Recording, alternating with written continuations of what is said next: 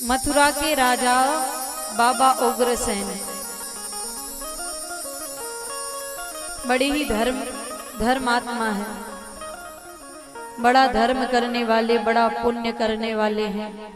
दुर्भाग्य से कंस हो गया बेटा, जिसको केवल मार काट में ही आनंद आता हो। एक दिन कंस ने अपने पिता को ही बंदी गृह में डालकर और सत्ता आसीन हो गया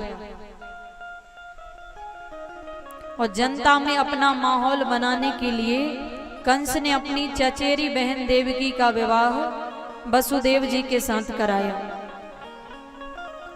इतना दान दहेज दिया, इतना दान दहेज दिया कि देखने वाले दंग रह गए। सब बातें कर रहे हैं, धन्य है महाराज कंस। देवकी कोई महाराज कंस की सगी बहन नहीं है, चचेरी ममेरी भूपेरी काऊ दूर रिश्ते की बहन है, लेकिन महाराज कंस ने इतना दान दहेज दिया। अब तो कंस को लग रहा है कि मेरा माहौल बन रहा है जनता के बीच में। नहीं तो जनता तो यही सोच रही थी कि ये तो हाथापाई है, ये तो बस युद्ध ही करना जानता है। सत्ता आसीन लोग भोली भाली जनता को बड़ा पागल बनाते हैं और बेचारी जनता बन भी जाती है ना। कंस ने देखा मेरा माहौल बन रहा है, तो कंस ने रथ से सारथी को उतारा, खुद ही बैठ के रोने लगा, मैं तो मेरी बहन को खुद छोड़ने जाऊंगा। इतना नाटक बताया। लेकिन एक बात कहें, सत्ता आसीन लोग जब भोली भाली जनता को पागल बनाते हैं तो विपक्ष के लोग उनकी पोल खोलने आ जाते हैं। देवताओं ने देखा बड़ा नाटक दिखा रहा है, आकाशवाणी करवा दी, मूर्ख कंस, जिस बहन के विवाह में इतना गदगद हुआ जा रहा है, इसी देवकी का 8वां लाल तेरा बनेगा काल। सुनते ही कंस की आंख हो गई लाल, सारा भाव एकदम से गायब हो गया। अब तो कंस बड़ा क्रोध में आ गया। कंस ने देवकी जी के केश को पकड़ा, रथ से नीचे उतार दिया, तलवार निकालनी, मारने ही लगता है। वसुदेव जी ने कहा महाराज क्या कर रहे हैं? जनता के सामने छोटी बहन बेटी के समान होती है। तो कंस ने कहा क्या करूं? सुना नहीं आकाशवाणी क्या कह रही है? इसका 8वां लाल मेरा काल बनेगा, इसी को मार देता हूं, ना रहेगा बांस ना बजेगी बांसुरी।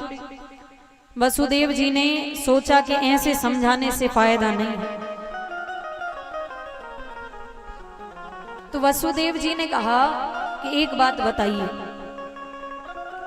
आपका काल देवकी है कि देवकी नंदन है? कंस बोला देवकी तो मेरी बहन है बेचारी, ये मुझे क्यों मारेगी, लेकिन हाँ आकाशवाणी ने कहा है तो देवकी नंदन तो जरूर मारेगा। तो बोले मैं आपको वचन देता हूं, मेरी जितनी भी संतानें होंगी मैं सब ला करके आपको दूंगा। कंस को ये बात थोड़ी बढ़िया लगी। कंस ने कहा कि ठीक है, लेकिन एक सौदा करते हैं। क्या? जब तक 8 संतानें नहीं हो जाती मैं तुम्हें बंदी बना के रखूंगा। बंदी गृह में देवकी माता और वसुदेव जी को रखा गया। पहली संतान हुई, नाम रखा गया कीर्तिमान, जैसा वसुदेव जी ने वचन दिया था। लेकर के आए कंस के पास। कंस ने देखा तो कंस के मन में दया आ गई कि ये तो पहली संतान है। आकाशवाणी ने तो कहा था कि 8वां लाल मारेगा, 8वां लाल मेरा काल है, ये इसने मेरा क्या बिगाड़ा है। कंस ने वसुदेव जी को वापस दे दी कि लो 8वां लाल है मेरा काल। नारद जी सोचे कंस के मन में दया के भाव आ गए तो इसके पाप का घड़ा कैसे भरेगा। तो नारद जी लेकर के कमल का फूल पहुंच गए कंस के पास। कंस ये क्या है? कंस बोले हमसे क्या पूछ रहे हो, आज तो पूरे संसार में यही खिल रहा है। अच्छा हमें ये बताओ इसकी कौन सी पत्ती पहली है और कौन सी पत्ती आखिरी? कंस ने देखा वो तो जहां से गिने तो हर पत्ती पहली है, हर पत्ती आखिरी है। बड़ा आश्चर्य। कंस समझ गया, हाँ महाराज मैं समझ गया आप क्या कहना चाहते हो। नारद जी बोले भाई तो हम कह रहे हैं, क्या पता वो विष्णु बड़ा चालाक है, उसने पता नहीं कौन सी गिनती लगाई हो सकता है उसने उल्टी गिनती लगाई हो और पहली संतान ही 8वीं संतान हो। हाँ महाराज ये तो सही कह रहे हो। कंस ने दोबारा बालक को बुलाया और उठा के दे मारा धरती में। पहली संतान, दूसरी संतान, तीसरी संतान, चौथी संतान, 5वीं संतान, 6ठी संतान। और फिर भगवान ने शेष नाग जी से कहा, राम अवतार में तुम छोटे भैया बने थे, अब बड़े भैया बन जाओ। सप्तम गर्भ में भगवान ने शेष नाग जी को भेजा और फिर योग माया से कहा, देवी जाओ शेष जी को कर्षित करके रोहिणी माता के गर्भ में भेजो और तुम यशोदा मैया की बेटी, तुम देवकी मैया की बेटी बन जाना। और कंस जब तुम्हें मारने के लिए आए तो अपनी शक्तियां दिखाना, फिर देखना तुम कितनी बड़ी बड़ी मैयाओं के रूप में पूजी जाओगी। काली मैया, कल्याणी मैया, भद्रकाली मैया, कालका मैया, दुर्गे मैया, न जाने कौन कौन सी मैया के रूप में तुम पूजी जाओगी। योग माया तो बड़ी प्रसन्न हो गई। जैसे ही देवकी के गर्भ में शेष जी पहुंचे, भगवान ने योग माया को आदेश दिया और अब यहाँ पर अब बारी आई अष्टम गर्भ की। तो अष्टम गर्भ में 8वीं संतान के रूप में भगवान पधारे। देवता पहले भगवान की स्तुति कर रहे हैं, भगवान से कह रहे हैं, सत्यम व्रतम सत्यम परम त्रिसत्यम सत्य से योनिम निहितम च सत्य। ये देवता सत्य सत्य क्यों कह रहे हैं, बात बात पे सत्य सत्य। देवता सोच रहे हैं ये जो कन्हैया आ रहे हैं ना, जितने भी दुष्ट हैं इनके ही रिश्तेदार हैं। कोई मामा बना बैठा है, कोई फूफा बना बैठा है, कहीं ऐसा ना हो कि रिश्तेदारी निभाने लग जाएं।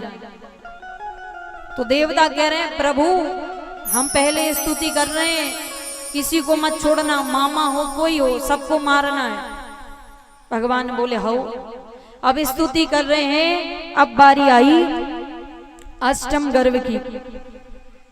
तो भादों का महीना आ गया, कृष्ण पक्ष आ गया, अष्टमी तिथि आ गई, रोहिणी नक्षत्र आ गया, हर्षण योग आ गया, मध्य रात्रि के 12 बज गए, पानी की मंद फुहारे, भादों में भी नदियों का जल निर्मल हो गया। और तब देवकी मैया और वसुदेव जी के सामने भगवान विराट रूप में प्रकट हो जाते हैं।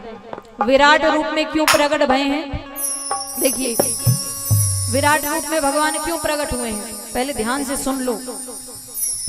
इसलिए भगवान कह रहे हैं कि जब मैं बालक बन जाऊं तो कोई ज्यादा रिस्क नहीं लेना। जैसे ही मैं बालक बनूं, वसुदेव जी से कह रहे हैं कि मुझे छोड़ करके आना नंद बाबा के पास, और वहां एक कन्या है उसको उठा करके लेके आना। अभी भगवान जेल में प्रकट भए हैं। जेल में प्रगटे कृष्ण कन्हैया, सबको बहुत बधाई है। जेल में प्रगटे कृष्ण कन्हैया, सबको बहुत बधाई है। जेल में प्रगटे कृष्ण कन्हैया, सबको बहुत बधाई है। जेल में प्रगटे कृष्ण कन्हैया, सबको बहुत बधाई है। बहुत बधाई है, सबको बहुत बधाई है। जेल में प्रगटे कृष्ण कन्हैया, सबको बहुत बधाई है। जेल में प्रगटे कृष्ण कन्हैया, सबको बहुत बधाई है।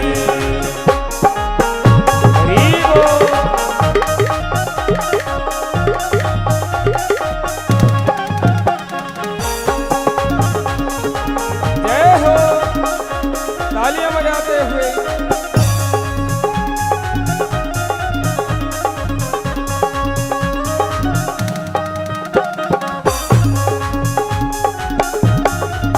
हरि बोल। मात पिता को सब समझाया, मात पिता को सब समझाया, मैं हूँ लीला करने आया, मैं हूँ लीला करने आया। जैसा कहूँ वैसा ही करना जगत भलाई है। ओ जैसा कहूँ वैसा ही करना जगत भलाई है। जेल में प्रगटे कृष्ण कन्हैया सबको बहुत बधाई है। जेल में प्रगटे कृष्ण कन्हैया सबको बहुत बधाई है। हरि बोल। हरि बोल। तालियां बजाते हुए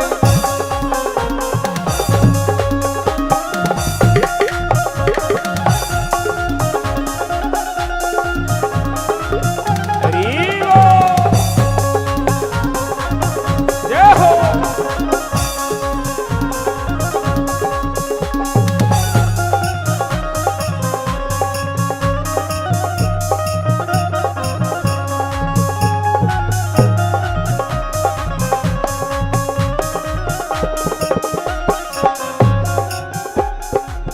कैसा किया है जादू कमाल, कैसा किया है जादू कमाल।